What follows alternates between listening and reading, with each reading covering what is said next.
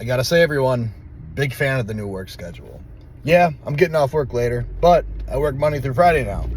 And starting later in the afternoon, it's actually kind of me just picking up scraps, driving my truck around. Well, not literally, but I'm not like, I'm kind of just doing busy work, and I like busy work because I got to just mind my own business and not really interact. And there's only one other guy that starts at the time that I selected, opposed to like 5 other people. So I don't have to interact with a bunch of coworkers all the time. Not that I hate doing it, but when you get sent out with all the same people, going to all the same places, you got a lot of little stuff you got to do. Sometimes you got to help someone out with whatever little thing is getting in their way, or everyone wants to call you on the phone all the time and chit chat.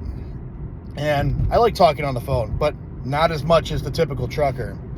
They want to be on the phone the entire time they work, which, being stupid and being a truck driver are not mutually exclusive, but people would rather do that than listen to an audiobook or a podcast or just like something in general where they can learn stuff. They don't want to do that. They want to talk on the phone about bullshit, complain about their lives all day. Couldn't be me. Could not be me. I like my life. But a lot of the guys that get into that industry, they're kind of stuck there. I did it as a means to make money. I don't have a lot of things forcing me to be a trucker. I mean, obviously career money, yeah. I can't just quit tomorrow. But these guys are stuck there. They got kids, families, or they're paying child support. So they can't afford to do anything else. And when you're stuck somewhere, that's a fast track to getting miserable, I mean, that's the matter of it. However, I gotta say, it's an easy job. I do not want to drive a truck doing anything else, because all I do is go to railroad yards all day, and that's pretty goddamn easy. There's minor annoyances, but it's not that bad. Anyway, enough about that. So, we're training back today, and I had a really nice arm day yesterday. I'm feeling like a whole new person with the food lower. I know I've mentioned it a couple times already. I'm getting a little used to it, When your body's used to eating a ton of calories, it starts requiring that many calories, or I should say that much carb input to stay full. So when it's reduced a little bit, even though the food might still be somewhat high, you get flat. And when you get flat, when you're in a bulking setting and you got more body fat on you, now you just look fat. You're like, where'd all my muscle go? Don't worry.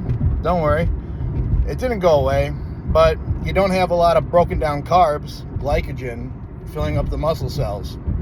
So it's a bad spot to be in. Or when you very first start cutting, when you got body fat you want to lose, you reduce the calories, and now you're flat as hell, but you have a bunch of body fat on you. So you're in this weird middle ground of looking like crap at first, until you get relatively lean enough that everything shows more than ever. But there is that weird middle ground at first.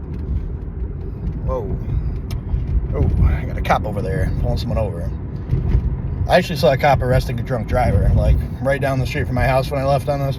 It's the kind of neighborhood I live in, but what are you going to do? So what I like, honestly, I enjoy back day, but I'm not going to lie, my tendons do feel a little aggravated, or at least they have the last 3 weeks. So I've been kind of putting the brakes on it with a lot of things loading my bicep tendon. Even when you're training back, even if you have the perfect form intending to only mostly stay on your lats, you're going to get bicep action. Your arm is pulling the weight. Now, you could row completely terribly or pull down completely terribly where it's like mostly bicep and you're getting a ton of bicep and not a lot of back. But even when you're getting mostly back out of your pull, don't be fooled. You still are engaging your biceps, therefore putting some stress on that bicep tendon. And the nature of my routine right now, so it's kind of clustered up at points. I'm honestly lifting 6 days a week, usually not my cup of tea. It's been working, but things are clustered up towards the end of the week. So I hit I hit my legs, and then I have a like secondary back and chest day, which is just like pull downs and like flies. So I do that, and then the next day I'm wait, is that right? Yeah. Then the next day I'm doing arms, and then after that I'm doing back as the first lift of the week. So that's a lot of engaging my bicep tendon all in a row. Ideally, it would be split up more, but given to what my body currently needs, it's got to be designed that way at the moment. Like I'm saying at the moment, I've been doing this routine for over a year now, but it can wear you down over time, especially when you've been just completely beating your body to hell for a year, even 6 months maybe. Like an ideal lifting split for me would be 5 days a week, 2 rest days. I find that is the sweet spot of really getting the most out of your muscle gains without overly taxing your system. And when you do 6 days a week, you got to have some apprehension, because at first you're going to be able to go hard as hell. But I'm telling you, I have noticed personally and have had all kinds of accounts from other people I've seen over the years where once they bump the routine up to 6 days a week and they're doing that over a long period of time, that's when they start getting little nagging injuries constantly. And it's not a good spot you want to be in.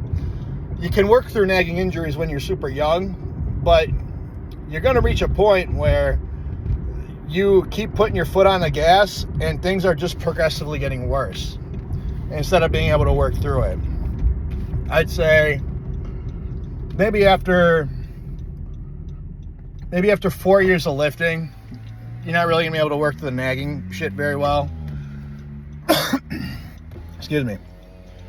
So that's why you got to have a little bit of apprehension. You know, everyone's talking about, I got to grind these reps out. I got to grind out. I got to go all the way to failure. Yeah, you do have to go to failure, but you don't sacrifice your form to where you're just hurting your joints at that point to get an extra rep or two. You got to know when to rack it. And just because you can make stuff look fucked up and get another rep, that wasn't a good rep, man. You already hit failure. Now you're twisting stuff around to try and go till your body won't move. You want to go till your muscles are so fatigued you can't get another rep. You don't want to go till your body can't move. Because the difference is body can't move. That's you jumping into stuff, using a ton of momentum. You're getting a ton more joint movement, like especially like in your shoulders or hips or whatever it is, your lower back. You're tweaking things around just so you can get another rep. And at that point, the risk to reward ratio is terrible on that. There's almost no reward because you're altering the lift so drastically. You're really not doing any better than you would have been racking it a rep ago and things still look clean. And the risk is so high. You are just completely, you're causing a buildup of stress on your joints and tendons, your connective tissue over time, that something's going to give eventually. And it starts giving when you get that nagging injury. You didn't get it for no reason. Your form could look perfect. It can. But if you overuse stuff, if you start, getting funny with your reps towards the end of sets, things look perfect until the last rep, you say, what's the big deal? The big deal is now you got nagging injuries. And you could turn them into big injuries if you stay ignorant to it. I've done it. A lot of people have done it. If someone listens and doesn't do it, very impressed. But it's really hard to teach someone that without them getting the learning curve or hurting themselves. Because there's always that fine line of, am I overworking or am I being a pussy? A lot of people are pussies when it comes to lifting weights.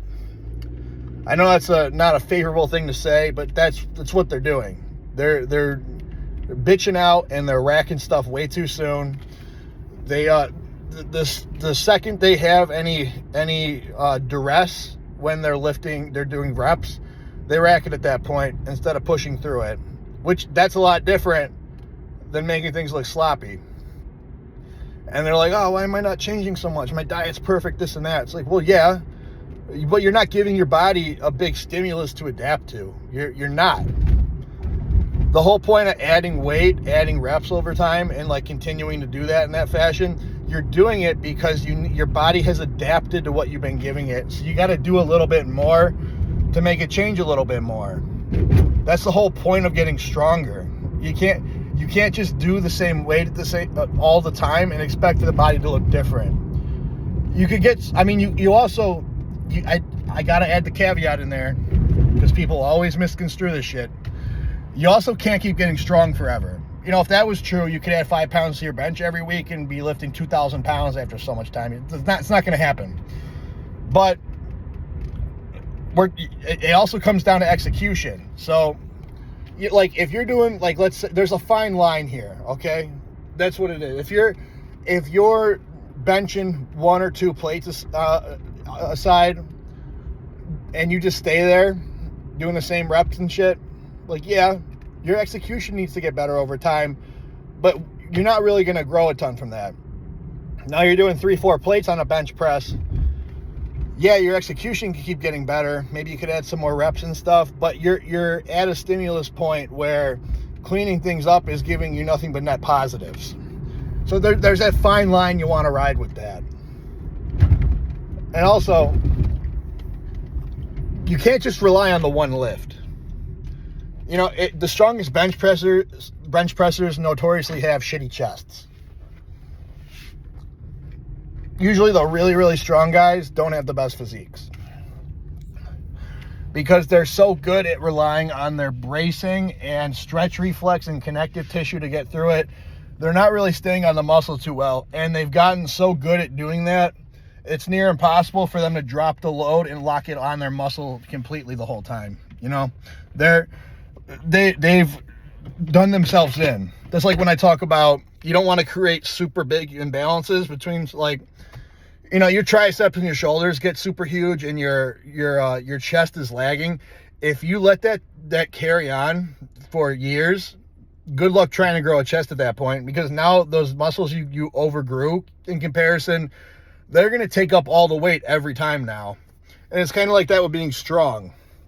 You can, if you rely so heavily on your connective tissue bouncing out of shit, or like you're doing a lot of stuff to cause central nervous system fatigue, but not so much to put the resistance on the muscle tissue itself, to have good mechanical tension, you will get super strong. If you're a power lifter, that's a great prerogative, but you're going to reach a point where, like, now when you want to improve your physique only, the lesser load is not going to cut it for you like it would someone else. So you want to keep your goals really close to heart when you're doing all this stuff, because you don't want to turn small bad habits into big problems. The big problems are sometimes near impossible to fix. With that being said, I'm going to go train my back right now. I hope everyone's eating their meals, lifting a ton of weight, and having a great time. I know I'm having a great time. I'm feeling spectacular. Have a good night.